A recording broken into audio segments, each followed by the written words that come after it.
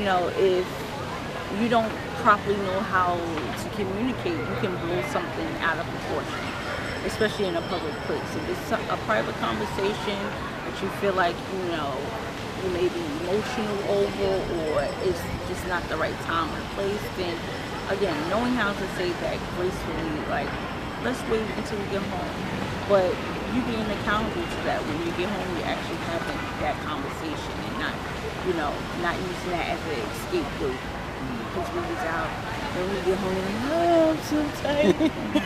And I hate that. You know, like I feel like if something is we need to talk about, we don't always need to talk about it right then and there. I've learned, but we need to talk about it. You know, because something that doesn't matter to her may matter to me, and vice versa.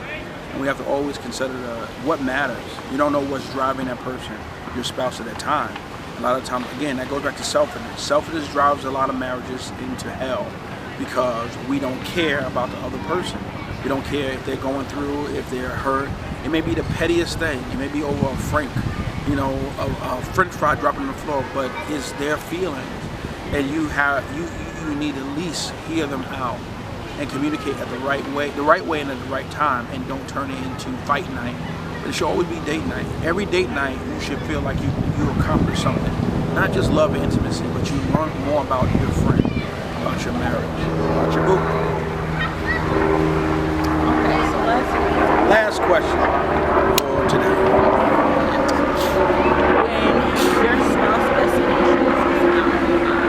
When your spouse best end up playing over. When your spouse best interest is not on your mind. Hook that one up. So when it's basically you in a relationship by yourself, you're selfish, any concern, any thought, any honor towards your spouse is just not on your mind. You think everything in the relationship should go your way and your way only, and that's all that you think about, and that's what your perception of a relationship is. That's when your spouse's interest is not on your mind. You don't care how they feel, how they feel about the decisions that you make. You make decisions without their concern, without their interest. You should never, I'm going to pause right there. That is an important thing. I don't care how unqualified you may think your spouse is. You know, like with me in business, you know, I'm more of a stronger in business. So sometimes, you know, I can feel like, well, I don't need to ask her. But there's been times that I've asked her, and her simple response chumped out my complicated answer. So it's like, sometimes that's the enemy bringing division. I don't care what you think. I don't care how much you think you are. Always consider running past your wife or your husband. Running past, I don't care. Always. Consider your spouse in everything, even if it's something of your own personal, you know, situation. Still consider your spouse and ask the question, ask for their opinion, and have a discussion about it, even if you don't agree.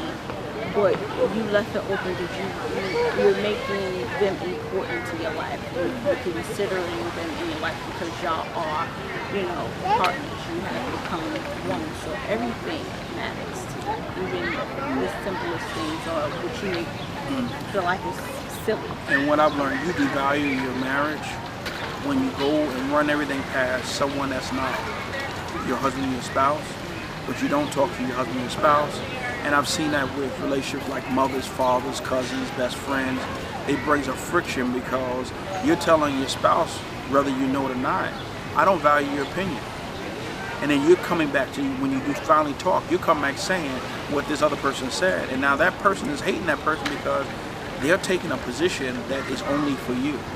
So it's important that, you know, that's how you think about your spouse. Like when I make decisions now, and I believe my wife makes decisions, we think about how it's going to affect Maya or Terrence or kids, you know what I'm saying? But mainly us, because it's been times where everything failed.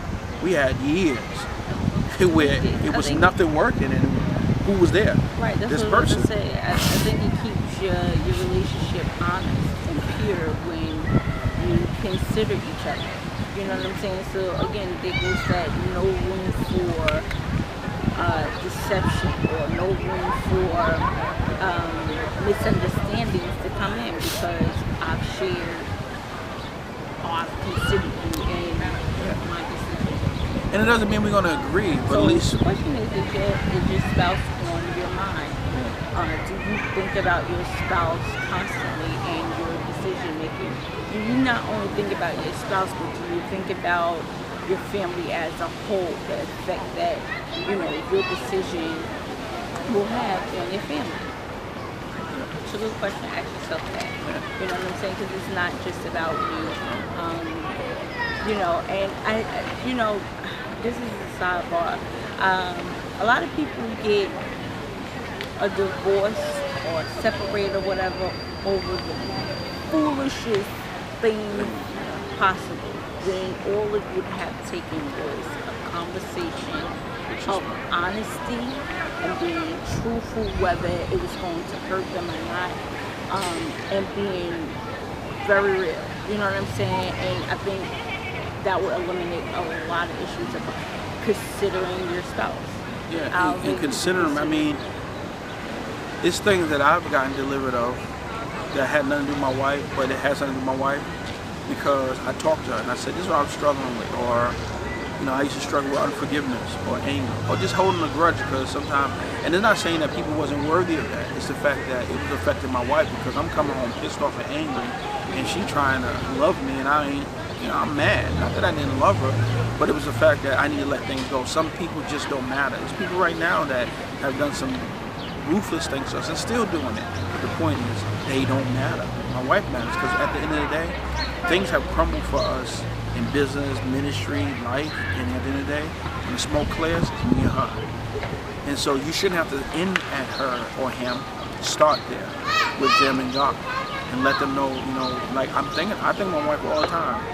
Like, yo, I want to make her smile. I want to make her happy. And I don't want to disappoint her, because she got one life to live and is with me. And I don't want her to regret that sacrifice that she has made or I've made. So we have to, consider them. Do you consider that your spouse, are they valuable? It's more than just humping and bumping. Like people once you get past that, life begins.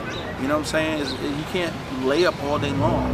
You know what I'm saying? And society basically gives you that image of everything superficial, money, cars, big booty, and be religious with God. But it's really about the greatest thing for me and my wife's relationship, to me, is talking. Is being able to laugh and talk and be truthful and honest, because out of all the relationships that I've been in, I've had people with me for the wrong reasons. And when it got bad, they let me know what they really thought about me. You know what I'm saying? On the way out the door, on the way, betraying my trust. And a lot of times we're missing the moments because we're not sharing the moments with the person that matters. We're missing them. My wife matters so much to me. I know I matter so much to her. And, right? Well, let me say that. You let you say that? Yes, my husband matters so much to me, and I value our relationship. So, how he feels, or his opinion about something plays a great role in our life together, my life and our life together. And my wife knows me. She knows I'm not gonna nigger out for her. You know what I'm saying? Like, and I mean, I'm not saying to be violent, but I'm saying that if you never ever show any care about what a person does or how they make you feel, then how can you be married? Like, I mean, my wife get me twisted. I'm foolishly in love. I mean, I want to be a fool. So there's something my wife got to be like, yo, calm down, because I'm taking it from the heart. I'm like, yo, this may potentially jeopardize my good thing, my wife. So I don't care who this is. I put family members, friends in place, because listen, it's my wife. This is who I got to cleave to. So she's always on my mind, like, yo, I don't want to look bad. I don't want her to be hurt. I don't want her to even see me at a distance and be hurt by what I'm doing or saying. So, that's why we talk more. That's what helped our marriage fight better, because we've sat for weeks and just be hashing things out. Every day come home, and have the best relationship. I mean, sidebar, my wife taught me how to play Uno. I ain't gonna lie, I didn't never know how to play Uno. That was just this past week. Just this past week, and you know what? It helped me. I mean, I don't know how to even express it, but though it wasn't $1 billion, it was $1 billion to me because she taught me something that I didn't know. And I don't. Fun. That was fun, and Relaxing. I don't have fun. You know, like if anybody knows me, I work. You know what I'm saying? I'm always on in the sky somewhere thinking of a plan. You know, but consider your spouse. You know, and that's through communication. It goes back to that communication, like, you know, just sharing some, you know, just childhood things in there. All right, well, let's take it. If we got to take it back to childhood fun games to, you know, release or alleviate some things, then let's do that. And we did it as a family with the kids. And the puzzle didn't go that well, but we're gonna get a lesser. It was 750. We need to get a 50-piece puzzle. But Yeah. this is what what I want to say when we about to close. You know, this session, Fight for Love. Listen, we're here for you. Inbox us. We would definitely like to hear some responses and some questions that you may have, something that you may be going through, and we can help out any way possible through, let us know. Hit us up, on Fight for Love Club, Facebook. We'll be having a website coming along real soon, so that we'll have even more tips and make sure you're coming out to our first Fight for Love night. Yeah. You go to our Facebook page, Facebook.com/Fight 4 Love. Are you ready for this? Yeah, I'm ready. Yeah, we're gonna get it popping. So it's a salsa night. It's not for professionals. If you can do it, you can do it. But basically, it's a lesson where it's gonna teach couples how to do the salsa. We have a professional trainer. It's not us doing it. But it's going to be a night to meet other couples that are fighting for love, that are safe, that are really married, and ready to take their marriage to another level. It's going to be August 24th. It's a Monday night. At 8 p.m. 8 p.m. We're going to have light refreshments, and it's $15 per couple. Yes. And so you can go to our Facebook page and find out more information about that.